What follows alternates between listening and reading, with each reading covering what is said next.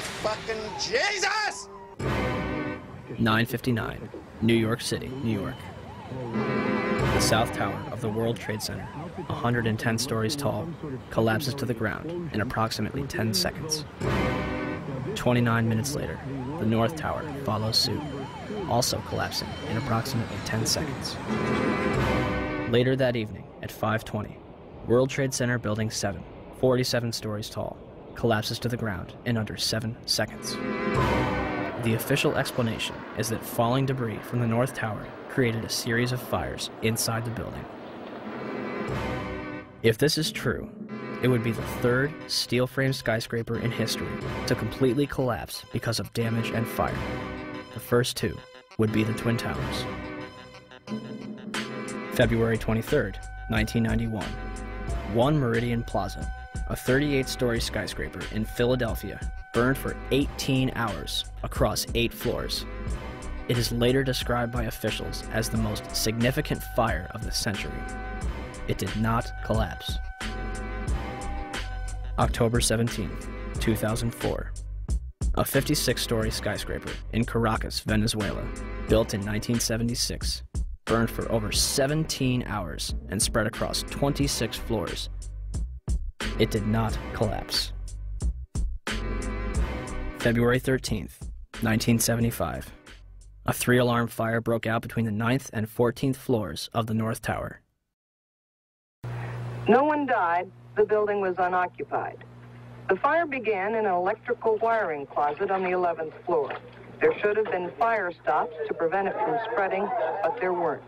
The fire spread to 6 other floors. Even without a sprinkling system, fire department officials and building officials here say that there's no chance the World Trade Center could become a type of towering inferno. The fire is so intense, it leads to the installation of sprinkler systems, which would come in handy on May 19th, 1975, when 7 fires strike the complex. The South Tower had garbage fires dispersed between the 25th and 36th floor, and the North Tower had a fire on the 11th floor. 6 of the fires were minor, but the 7th on the 32nd floor of the South Tower caused heavy damage. Guess what? They did not collapse. September 11th, 2001.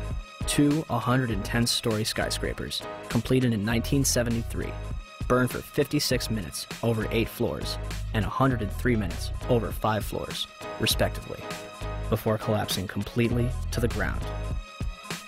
Some argue that this was due to the construction of the Twin Towers. The Twin Towers were composed of 200,000 tons of steel and 425,000 cubic yards of concrete. The core of each tower was a rectangular pillar 87 by 133 feet, comprised of 47 steel box columns ranging from 36 by 16 to 52 by 22 inches.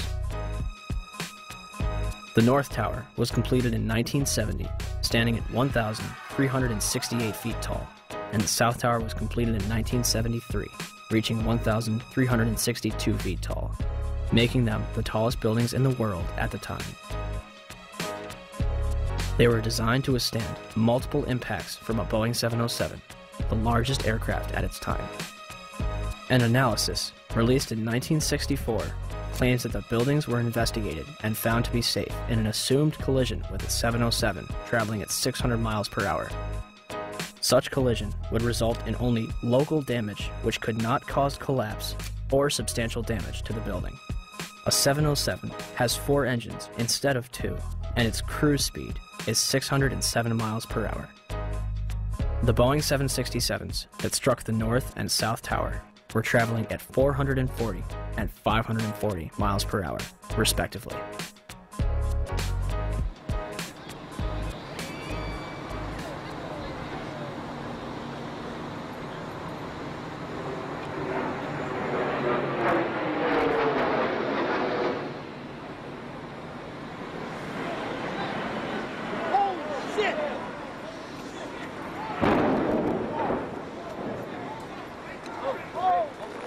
Breaking news on WCBS 880, right here, right now.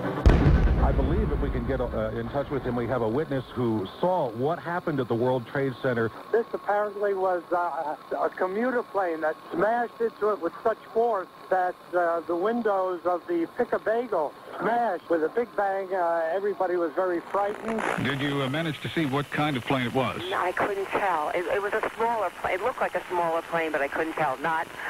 I'm not really sure.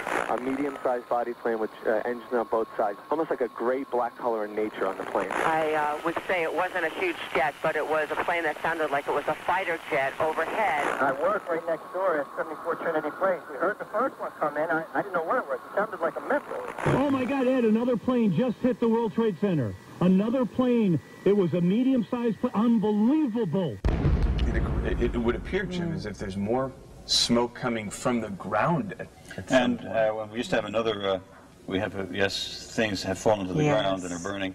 And we One gentleman told me he was on the 65th floor standing next to an elevator when the elevator exploded and knocked him out of his shoes.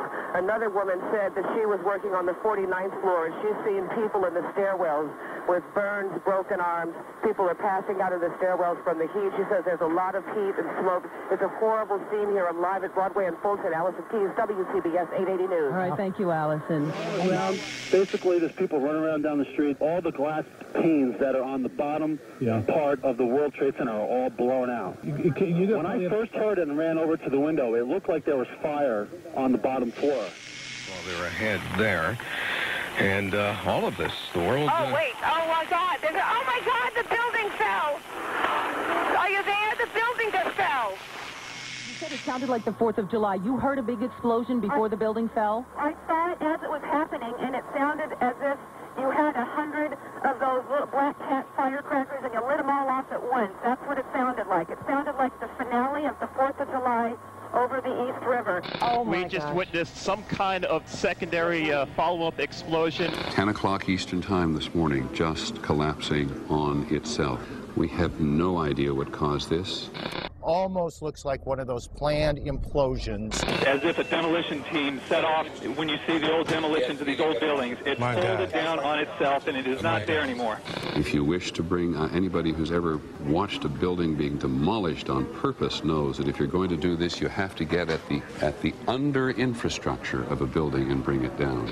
Right now, police have to determine is whether that explosion was caused from the initial impact of the plane or whether it was something that was exploded on the ground. Generally speaking, for a building to collapse in on itself like that, it would seem to indicate that there could have been an explosion, a bomb planted on the ground that would make the building collapse within itself. By that evening, eyewitnesses and experts alike were rushing to defend the official narrative of events, claiming that raging jet fuel fires melted the steel inside the Twin Towers.